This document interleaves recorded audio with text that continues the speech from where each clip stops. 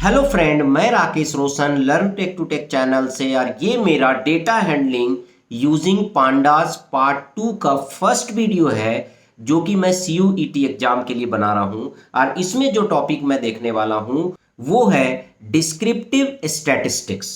ठीक है, जिसमें हम लोग मैक्स फंक्शन देखेंगे, मीन देखेंगे, काउंट देखेंगे, सम देखेंगे, mean, median, mode, quartile, standard deviation और वेरिएंस। ये सारे फंक्शन हम लोग देखने वाले हैं और प्रैक्टिकली भी करके देखेंगे कि इन फंक्शंस को हम सीरीज या डेटा फ्रेम के साथ कैसे यूज करेंगे। तो चलिए इस वीडियो को स्टार्ट करने से पहले जस्ट मैं आपसे रिक्वेस्ट करता हूं कि अगर अभी तक आपने मेरे चैनल को सब्सक्राइब नहीं कर रखा तो सब्सक्राइब कर लें और बगल में जो बेल है उसे जरूर क्लिक करें, जिससे मेरे जितने भी नए वीडियोज हैं उनके नोटिफिकेशन आपको मिलता रहे। तो चलिए स्टार्ट करते हैं। तो दोस्तों, सबसे पहले मैं आपको बता दूं कि ये जितने भी फंक्शंस आप देख रहे हैं, चाहे मैक्स हो, मीन हो, काउंट हो, सम हो, मीन है, मीडियन है, मोड है, क्वार्टाइल है, स्टैंडर्ड डेविएशन है या फिर वेरिएंस है, इन सभी को हम दोनों डेटा स्ट्रक्चर पे अप्लाई करेंगे। पहले सीरीज पे अप्लाई करेंगे, फिर डेटा फ्रेम पे अप्लाई करेंगे और इनको हम प्रैक्टिकली करके ही समझेंगे। तो सबसे पहले यहां पर हम लोग देखते हैं मैक्स फंक्शन। तो यहां पर देखिए लिखा हुआ है maximum. The max function returns the maximum value of A series और डेटा फ्रेम। तो मैक्स जो है बड़ा ही सिंपल सा फंक्शन है। ये क्या करेगा, मैक्सिमम वैल्यू आपको बताएगा, चाहे वो सीरीज का हो चाहे वो डेटा फ्रेम का हो। तो उसके लिए यहाँ पर देखिए मैंने इंपोर्ट किया है पांडास को। तो ये मैं पहले ही बता चुका हूँ कि अगर आपको पांडास पे काम करना है तो आपको इंपोर्ट करना पड़ेगा, इंपोर्ट पांडास एज PD। उसके बाद यहाँ पर एक सिंपल सा सीरीज बनाया गया है और ये मैं ऑलरेडी प्रीवियस वीडियो में बता चुका हूँ कि कैसे सीरीज क्रिएट करते हैं, कैसे डेटा फ्रेम क्रिएट करते हैं। अगर आपने वो वीडियो नहीं देखा है तो आप जाके देख लें। ठीक है, तो यहाँ पर हमने सीरीज क्रिएट कर दिया। अब मैक्सिमम कैसे निकालेंगे, केवल आपको क्या करना है, सीरीज का नाम और डॉट मैक्स लिखना है। ठीक है, केवल आपको क्या करना है, सीरीज का नाम और डॉट मैक्स। तो यहाँ पर सीरीज का नाम क्या है, S। तो यहाँ पर आपको लिखना है S डॉट मैक्स। तो इसका जो मैक्सिमम वैल्यू होगा, जैसे इसका मैक्सिमम वैल्यू क्या है 5, तो ये आउटपुट में आपको 5 दिखा देगा। तो चलिए इसको हम लोग रन करके देखते हैं। तो यहाँ पर मैं इसे शिफ्ट एंटर से रन करता हूँ। तो आप देख सकते हैं यहाँ पर आउटपुट हमारा क्या है, 5 आया है। ठीक है, तो इस तरीके से आप क्या कर सकते हैं कि मैक्स फंक्शन को यूज कर सकते हैं। अब उसके बाद हम लोग देखेंगे कि मैक्स फंक्शन को किस तरीके से हम लोग डेटा फ्रेम में यूज करेंगे। ठीक है, तो यहां पर आप देख सकते हैं हमने एक डेटा फ्रेम बनाया है, ठीक है, DF नाम का, जिसमें जो है A में 1 2 3 है, B में 4 5 6 है और C में 7 8 9 है। तो यहां पर जब आप DF डॉट मैक्स लिखेंगे तो ये क्या करेगा, इसका मैक्सिमम अलग बताएगा, इसका मैक्सिमम अलग बताएगा और इसका मैक्सिमम अलग बताएगा। ठीक है, तो तीनों डेटा का मैक्सिमम ये बताएगा। तो चलिए इसको हम रन करके देखते हैं कि क्या आउटपुट आता है। तो यहाँ पर हमने इसे रन किया तो यहाँ आप देख सकते हैं कि 3 आ रहा है, 6 आ रहा है, 9 आ रहा है। तो इसमें सबसे लार्जेस्ट क्या है, 3 है, इसमें सबसे लार्जेस्ट क्या है, 6 है और इसमें सबसे लार्जेस्ट क्या है, 9 है। ठीक है, तो इस तरीके से मैक्स फंक्शन काम करेगा। अब यहाँ पर जिस तरीके से मैक्स काम कर रहा है उसी तरह से मिनिमम भी काम करेगा। ठीक है, तो यहाँ पर आप देख सकते हैं क्या लिखा हुआ है, S डॉट मिन। तो ये क्या करेगा, मिनिमम वैल्यू दिखाएगा। तो इसका मिनिमम वैल्यू क्या है, 1 है, तो आउटपुट में 1 आएगा। उसी तरह डेटा फ्रेम में भी अगर आप DF डॉट मिन लिखेंगे तो यहाँ पर हर एक लिस्ट का जो मिनिमम वैल्यू है वो यहाँ पर शो होगा। ठीक है, तो चलिए दोनों को हम क्या करते हैं, रन करके देखते हैं। तो आप देख सकते हैं यहाँ हमने रन किया तो इसका आउटपुट क्या आ गया, 1 आ गया, क्योंकि यहाँ पर क्या है, 1 आपका मिनिमम है। ठीक है, और उसी तरह अगर हम इसे रन करेंगे तो यहाँ पर आप देख सकते हैं कि आउटपुट क्या आ रहा है, 1 4 7, क्योंकि इसका मिनिमम 1 है, इसका 4 है और इसका 7 है। ठीक है, तो इस तरीके से मैक्स और मिन काम करता है। ठीक है, अब चलिए देखते हैं नेक्स्ट फंक्शन कौन है। तो नेक्स्ट फंक्शन है काउंट। तो ये बड़ा ही सिंपल है, जितना डेटा है उसको काउंट करके बता देगा। जैसे यहाँ पर आप देख सकते हैं सीरीज है, तो सीरीज में टोटल यहाँ पर 5 डेटा है, तो इसका आउटपुट 5 आ जाएगा। उसी तरह यहाँ पर डेटा फ्रेम है, तो डेटा फ्रेम में यहाँ पर क्या है, 3 डेटा है, पर 3 में से एक जो है वो नन है। ठीक है, तो नन को ये काउंट नहीं करता है। उसी तरह यहाँ पर एक नन है, यहाँ पर तीनों डेटा है, तो इसका आउटपुट क्या आएगा, 2 आएगा, क्योंकि यहाँ पर 2 वैल्यू है, इसमें भी 2 वैल्यू है तो 2 आएगा, इसमें तीनों वैल्यू है तो 3 आएगा। तो इसका जो आउटपुट आएगा 2 2 3। ठीक है, जब आप DF डॉट काउंट करेंगे, जब डेटा फ्रेम को काउंट करेंगे, और जब आप इसको काउंट करेंगे तो इसका रिजल्ट आ जाएगा 5। ठीक है, तो चलिए देखते हैं इसका आउटपुट हम लोग। तो सबसे पहले इसको रन करते हैं तो आप देख सकते हैं यहाँ पर आउटपुट हमारा क्या आया है, 5 आया है। ठीक है, क्योंकि इसमें टोटल कितने एलिमेंट है, 5 एलिमेंट है। ठीक है, उसके बाद हम इसको रन करते हैं। तो इसको जब हमने रन किया तो आप देख सकते हैं क्या आ रहा है, 2 2 3, क्योंकि इसमें 2 एलिमेंट है, एक नन है, कुछ भी नहीं है। उसी तरह इसमें 2 एलिमेंट है, एक नन है, इसमें तीनों एलिमेंट है, तो इसलिए यहाँ पर 2 2 3 आ रहा है। ठीक है, तो इस तरीके से जो है आपका क्या काम करेगा, काउंट काम करेगा। ठीक है, उसके बाद सम है, ऑब्वियसली काउंट काउंट कर रहा है तो सम क्या करेगा, ऐड करेगा। ठीक है, तो यहाँ पर सम फंक्शन अगर आप लिखते हैं, जैसे आपने सीरीज बनाया और सीरीज का नाम डॉट सम लिखेंगे तो ये सभी को सम कर देगा। ठीक है, उसी तरह अगर डेटा फ्रेम में अगर आप सम करते हैं तो इसका सम निकालेगा, इसका सम निकालेगा और इसका सम निकालेगा, तीनों का सम को डिस्प्ले कर देगा। बस ये ध्यान रखना है कि सीरीज में ये क्या करता है, सभी के साथ उस फंक्शन को एक साथ अप्लाई करता है। ठीक है, जैसे अगर यहां पर 5 नंबर है तो पांचों को सम कर देगा। पर डेटा फ्रेम में क्या होगा, ये हर एक डेटा पे इंडिविजुअल फंक्शन को अप्लाई करेगा। तो पहले इसको सम करेगा, फिर इसको करेगा, फिर इसको करेगा। ठीक है, तो चलिए यहां पर हम इसे रन करके देखते हैं।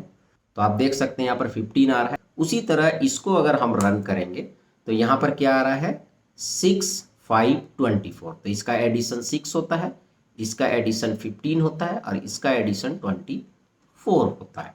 ठीक है, आप यहाँ पर चाहे तो डेटा फ्रेम को डिस्प्ले भी कर सकते हैं। तो यहाँ पर मैं क्या करता हूँ, डेटा फ्रेम को जो है डिस्प्ले कर देता हूँ। तो यहाँ पर आप देख सकते हैं डेटा फ्रेम हमारा क्या है, ए का वैल्यू क्या है 1 2 3, बी का वैल्यू क्या है 4 5 6, सी का वैल्यू क्या है 7 8 9। तो ये क्या कर रहा है, इसको इस तरीके से ऐड कर रहा है 6, फिर इसको ये ऐड कर रहा है 15, फिर सी का वैल्यू को ऐड कर रहा है 24। तो ये ध्यान रखिएगा, ये मैंने एग्जांपल इसलिए बताया क्योंकि कई बार स्टूडेंट सोचते हैं इसको ऐड, इसका एडिशन आएगा, इसका एडिशन आएगा, इसका एडिशन आएगा, तो ऐसे नहीं है। ठीक है, यहाँ पर जो एडिशन होगा वो आपका कॉलम वाइज होगा। ठीक है, ये आपको ध्यान रखना है। ठीक है, तो इसलिए मैंने स्पेशली जो है डेटा फ्रेम को डिस्प्ले करके तब आपको समझाया। ठीक है, और यही सेम चीज हर एक के साथ होगा, चाहे सम के साथ हो, काउंट के साथ हो। ठीक है, सबके साथ होगा। चलिए अब हम लोग देखते हैं स्टेट से रिलेटेड कुछ फंक्शन है, जैसे मीन। तो जैसे सम कर रहा था, मीन निकाल रहा था, मैक्स निकाल रहा था, उसी तरह इन नंबर का क्या निकाल देगा, मीन निकालेगा। मीन का मतलब क्या होता है, एवरेज। तो यहाँ पर ये एवरेज निकाल देगा। ठीक है, उसी तरह डेटा फ्रेम में ये क्या करेगा, इसका मीन अलग निकालेगा, इसका मीन अलग निकालेगा, इसका मीन अलग निकालेगा। ठीक है, तो तीनों का मीन जो है ये अलग निकालेगा। ठीक है, उसी तरह यहाँ पर मीडियन में भी होता है। मीडियन में क्या करेगा, इन पूरे का मीडियन निकालेगा। तो मीडियन में हम क्या करते हैं, मिडिल वाला नंबर को लेते हैं, पहले सारे नंबर को सॉर्ट करते हैं और फिर मिडिल को लेते हैं। तो ये तो ऑलरेडी सॉर्टेड ऑर्डर में 1 2 3 4 5, तो इसका मिडिल नंबर क्या है 3, तो इसका आउटपुट क्या आ जाएगा 3 आ जाएगा। ठीक है, तो इस तरीके से मीन और मीडियन निकलेगा। तो चलिए हम यहाँ पर इसको रन करते हैं। तो देखिए इसका मीन क्या आया, 3 आया है। इसको ऐड करेंगे तो 15 आएगा और 5 से डिवाइड करेंगे तो क्या आ जाएगा यहाँ पर 3.0। तो आप देख सकते हैं 3 आ रहा है। ठीक है, उसके बाद यहाँ पर डेटा फ्रेम का मीन निकालेंगे तो यहाँ पर आप देख सकते हैं इसका मीन क्या हो जाएगा 3 2 5 1 6, तो 6/3 2 आ गया। तो यहाँ पर 2 है। इसका एडिशन क्या है 15, 15/3 क्या होगा 5.0, तो यहाँ पर 5 आ गया। इसका एडिशन क्या होगा 9 8 17 7 24/3, तो यहाँ पर 8 आ गया। ठीक है, तो ये इंडिविजुअल का मीन यहाँ पर आपको निकाल के दे रहा है। ठीक है, उसी तरह मैंने आपको मीडियन में बताया था। मीडियन में तो यहाँ पर क्या करेगा, ये मिडिल वैल्यू को दिखाएगा। और अगर आपका नंबर जो है इवन में है, जैसे 6 नंबर्स हैं, 8 नंबर्स हैं, तो जो मिडिल के 2 होंगे उसका एवरेज जो है वो मीडियन कहलाता है। ठीक है, तो यहाँ पर अगर इसको आप रन करेंगे, यहाँ पर हम इसको रन करते हैं तो देखिएगा इसका रिजल्ट क्या आ रहा है 3 आ रहा है, क्योंकि 3 इसका मीडियन है। ठीक है, अब उसी तरह यहाँ पर डेटा फ्रेम का मीडियन निकालेंगे तो आप देख सकते हैं इसका मीडियन क्या आया है 2, इसका मीडियन क्या है 5, इसका मीडियन क्या है 8। देखिए यहाँ पर 2 है, 5 है, 8 है। यहाँ पर ऐसा करते हैं 4 नंबर दे देते हैं 1 2 3 4, फिर 4 5 6 7 और 7 8 9 10 कर देते हैं। ठीक है, अब अगर इसका मीडियन निकालेंगे तो आप देख सकते हैं क्या आ रहा है, इसका 2.5 आ रहा है। तो इसका मिडिल क्या हो गया 3 2, इसका मिडिल हो गया 5 6, इसका मिडिल हो गया 8 9।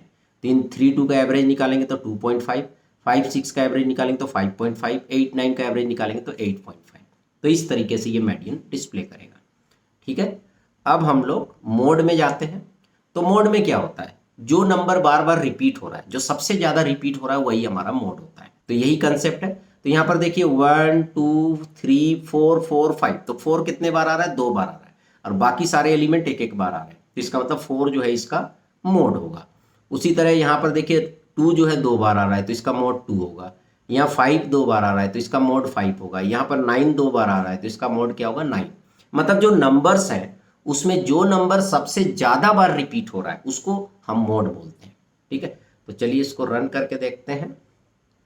तो यहाँ पर अगर हम रन करेंगे तो यहाँ पर मोड हमारा क्या आ रहा है? 4 आ रहा है। उसी तरह इसको रन करेंगे तो यहाँ पर आप देख सकते हैं 2 आ रहा है, 5 और 9। तो यहाँ पर देखिए 2 2 बार रिपीट हो रहा है, उसके बाद यहाँ 5 रिपीट हो रहा है और यहाँ पर 9 रिपीट हो रहा है, इसलिए यहाँ पर आंसर है 2 5 9। अब उसके बाद यहाँ पर आते हैं क्वार्टाइल में। क्वार्टाइल, क्वार्टाइल क्या होता है पहले तो समझते हैं। ठीक है, क्वार्टाइल का मतलब क्या होता है? जैसे ये 1 2 3 4 5 है, तो यहाँ पर क्वार्टाइल क्या करता है? आपके पूरे डेटा को 4 पार्ट में डिवाइड कर देता है। इसमें मिडिल नंबर कौन सा है? 3। ठीक है, तो पहले तो इसे आधा कर देगा, तो यहाँ से ये इस तरफ चला गया, ये इस तरफ चला गया। उसके बाद इन दोनों के बीच में कौन सा नंबर है? ये है। और इन दोनों के बीच में कौन सा नंबर है? ये है। ठीक है, तो ये जो नंबर है ये फिर से इसे 2 पार्ट में डिवाइड कर रहा है, और ये नंबर जो है ये 3 और 5 को डिवाइड कर रहा है, मतलब 2 पार्ट में डिवाइड कर रहा है, 3 से लेके 5 को। तो ये जो 2 हो गया ये आपका क्वार्टाइल 1 हो गया, 3 जो हो गया वो क्वार्टाइल 2 हो गया, और 4 जो हो गया वो क्वार्टाइल 3 हो गया।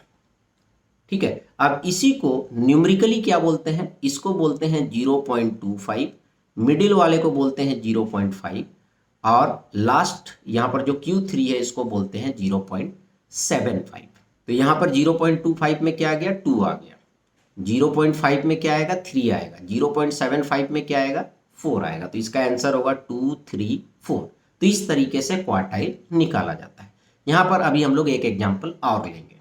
ठीक है, तो यहाँ पर इसको डिस्प्ले करते हैं, तो आप देख सकते हैं कि यहाँ पर क्या आ रहा है? 2 3 4। तो ये मेरा सीरीज है, इसका हम क्वांटाइल निकाल रहे हैं। क्वांटाइल जो है वो क्वार्टाइल का पार्ट होता है। क्वार्टाइल के अंदर क्या होता है? फर्स्ट क्वांटाइल, सेकंड क्वांटाइल और थर्ड क्वांटाइल। तो यहाँ पर 0.25 जो है फर्स्ट हो गया, 0.5 सेकंड हो गया, 0.75 थर्ड हो गया।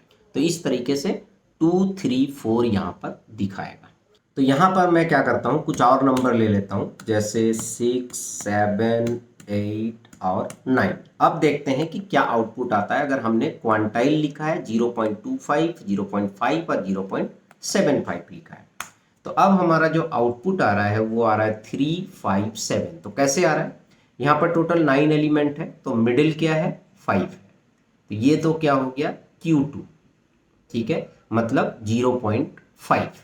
उसी तरह इसके बाद यहाँ पर ये 2 पार्ट में डिवाइड हो गया, इधर से इधर और इधर से इधर। तो इनके मिडिल में क्या है? 7। तो 7 जो हो गया वो 0.75 हो गया, और यहाँ जो 3 हो गया वो 0.25 हो गया, जो इनके मिडिल में। तो इस तरह से 3 5 7 ये डिस्प्ले कर रहा है। ठीक है, तो इस तरीके से क्वांटाइल वर्क करता है। अब उसके बाद देखते हैं कि डेटा फ्रेम के साथ क्वांटाइल कैसे वर्क करेगा। तो यहाँ पर भी क्वांटाइल हमें निकालना है 0.25, 0.5 एंड 0.75। इसका मतलब क्वांटाइल 1, क्वांटाइल 2 और क्वांटाइल 3। तो इसका अलग निकलेगा, इसका अलग निकलेगा और इसका अलग निकलेगा। ठीक है, तो चलिए देखते हैं सबसे पहले कि आउटपुट क्या आता है, और उसके बाद हम लोग इसको समझते हैं। तो यहाँ पर आप देख सकते हैं आउटपुट आ चुका है। तो यहाँ पर 0.25 जो निकला है वो ए का निकला है 1.5, बी का निकला है 4.5 और सी का निकला है 7.5। तो कैसे निकला है? तो चलिए देखते हैं। तो ए का क्या निकला है? यहाँ पर 1.5। तो 0.25 क्या होगा पहले तो देखना है। तो यहाँ पर अगर आप देखिएगा तो ये मिडिल वाला एलिमेंट जो है ये तो हो गया 0.5 के लिए, यहाँ पर 0.5 के लिए। तो यहाँ पर देखिए सारे मिडिल वाले जो है 2 5 8 ये यहाँ पर आया है 0.5 में, मतलब क्वांटाइल 2 में आया है। ठीक है, अब बात करते हैं कि क्वांटाइल 1 मतलब 0.25 में क्या आ रहा है। तो यहाँ पर 2 और 1 ये जो है एक पार्ट हो गया, दूसरा पार्ट हो गया 2 3। यहाँ पर एक पार्ट हो गया 4 5, एक पार्ट हो गया 5 6। यहाँ पर एक पार्ट हो गया 7 8 और एक पार्ट हो गया 8 9। अगर इसको डिवाइड करेंगे हाफ हाफ में, तो 1 और 2 का मीडियन क्या होगा 1.5, 4 और 5 का मीडियन क्या होगा 4.5, 7 8 का मीडियन क्या होगा 7.5, इसी तरह 2 3 का क्या होगा 2.5, 5 6 का 5.5 और 8 9 का 8.5। तो इस तरीके से जो है क्वांटाइल निकलता है। ठीक है, तो ये जो है मैथमेटिक्स का पार्ट है, स्टैटिस्टिक्स का पार्ट है। आप चाहे तो अलग से भी जो है गूगल में सर्च करके देख सकते हैं कि क्वांटाइल किस तरीके से कैलकुलेट होता है।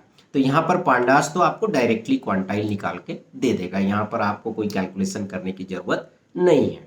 उसके बाद हम लोग देखते हैं स्टैंडर्ड डेविएशन।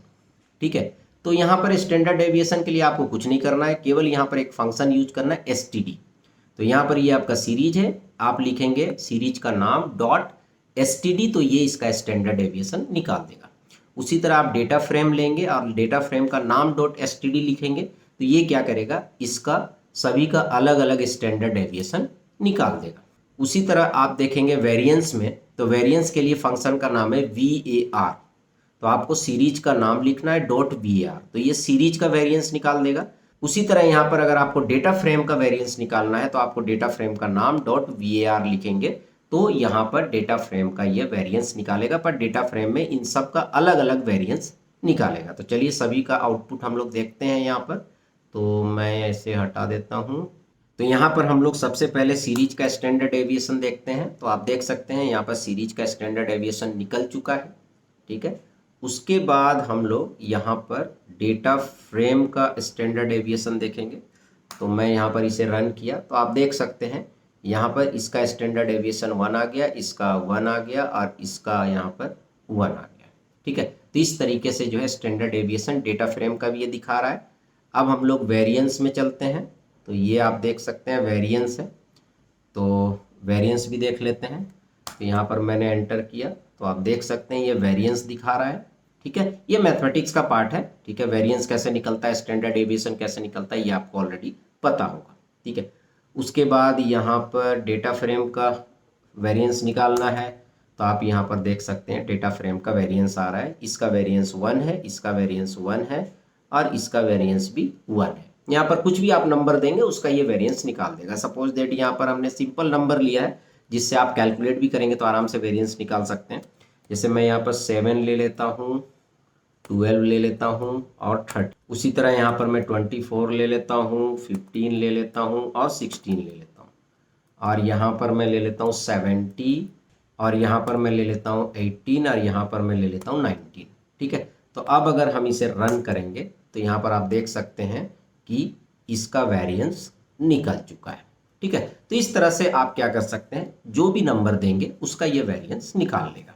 तो दोस्तों इस तरीके से आपने देखा कि कैसे हम इन फंक्शंस को पांडास में यूज कर सकते हैं। तो आई होप कि आपको ये वीडियो पसंद आया होगा। जस्ट मैं आपसे रिक्वेस्ट करता हूं कि अगर अभी तक आपने मेरे चैनल को सब्सक्राइब नहीं करा तो सब्सक्राइब कर लें और बगल में जो बेल है उसे जरूर क्लिक करें, जिससे मेरे जितने भी नए वीडियोस हैं उनके नोटिफिकेशन आपको मिलता रहे। Thank you and good bye.